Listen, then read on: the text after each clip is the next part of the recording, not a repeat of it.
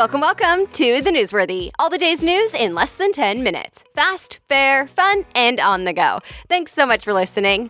Today, we're talking about the tax bill that officially passed, what you should know about it, plus the concern over Facebook ads, Walmart's future stores, and the first day of winter. All that and much more in less than 10 minutes. I'm Erica Mandy. Today is Thursday, December 21st. You ready?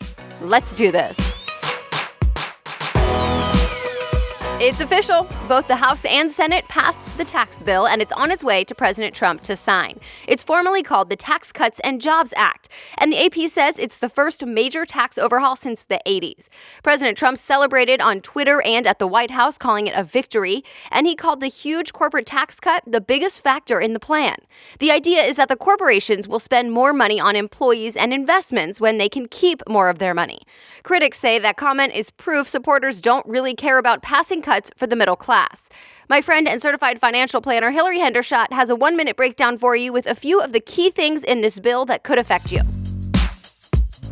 Hello, listeners of The Newsworthy. First, you might be buying a smaller house than you thought because you're no longer allowed to deduct the mortgage interest on $1.1 million. That's been cut to just $750,000.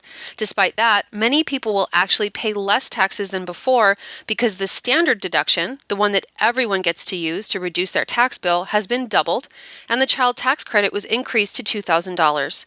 You could let your health insurance go because the penalty has been removed.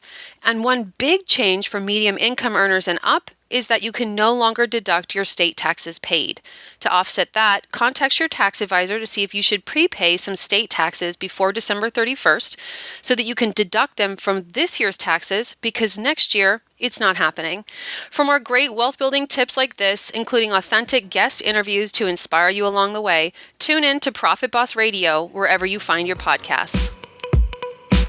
Thank you, Hillary. And also of note, some big companies are trying to make a splash in celebration of the new tax cuts for corporations.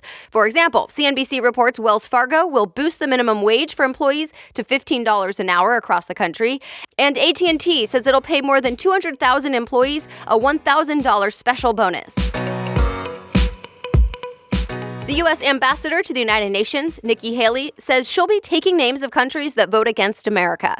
The UN General Assembly plans to vote today on the United States' decision to formally recognize Jerusalem as Israel's capital. Remember, earlier this week, the UN Security Council voted against the decision, but the U.S. just vetoed it. This time around, though, there's no veto option. Both Haley and President Trump are publicly saying they're watching this vote closely. They don't appreciate other countries taking money from the U.S., then voting against the U.S.'s decision. Others say UN members should honestly express their opinions, and they're calling the U.S. a bully. A new report questions whether companies using Facebook ads to recruit might be breaking the law. The New York Times and ProPublica did a joint investigation, and they found concerns about using Facebook ads targeted at certain age groups while recruiting. Remember, it's illegal for companies to discriminate against someone just because of age. Some experts apparently feel the ads could be violating that law. But Facebook defends the ad system and says it's only one of many recruitment strategies. The report looked at other companies that use Facebook ads for recruitment, like Verizon, Amazon, Target, and Goldman Sachs. Goldman Sachs says the practice is legal and compared the Facebook ad strategy to running a job ad in a magazine, because magazines can often target certain age groups. All right, other things people may be talking about today. Amazon is partnering with Audi and Porsche to bring Amazon Music to their cars' sound systems. Mashable reports Amazon streaming music is now available in some 2017 and 2018 Audi models, and a number of Porsche models as well. All 2019 Porsches will also be streaming Amazon's music. Amazon and Google are apparently still in a fight, and now TechCrunch reports Amazon is claiming the name Amazon Tube and OpenTube. Amazon filed for a trademark on both names and descriptions that sound pretty similar to YouTube. Remember, Google owns YouTube and decided not to allow Amazon's video smart speaker to play YouTube videos. So maybe Amazon Tube is Amazon's new plan, or maybe just a backup plan, or even a threat. It's unclear if it'll really turn into anything. Apple is admitting they made some iPhones with older batteries go slower. But the company says it's not to get you just to buy a new device, it's to make sure the phones don't randomly shut off. The Verge reports this whole controversy started when a Reddit user mapped out the iPhone's usage and explained that the Apple updates on the phones, the software updates, actually slowed the phone down. Apple's response explained that older batteries can be affected by weather and age, so the updates helped avoid problems with the battery. Some people buy it, some don't. And others say it makes sense technically, but that Apple should have been more transparent. Walmart is making some moves toward the future. For one, Recode reports it's developing a store with no cashiers. It's apparently nicknamed Project Kepler and uses technology to track and charge your purchases without a traditional checkout counter. Walmart is also reportedly testing a personal shopping service targeted toward busy moms.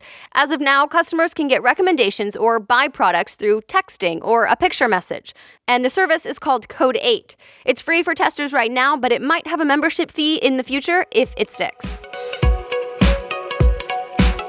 It's the first official day of winter today, and it's the winter solstice, which marks the shortest day of the year, at least for anyone living north of the equator. The farther north you live, the less sunlight you'll get today. On the flip side, it's the longest day of summer in the southern hemisphere. And that's it. You're all caught up. As always, you can easily find all the articles we talked about today in the show notes on thenewsworthy.com. Just click episodes and today's date. The Newsworthy is ready to go every weekday by 4 a.m. Eastern Time. Hop on over to Instagram and Twitter and follow me at the NW Podcast and on Facebook at facebook.com/Erica Mandy. I'll have more news tomorrow. Have a great day.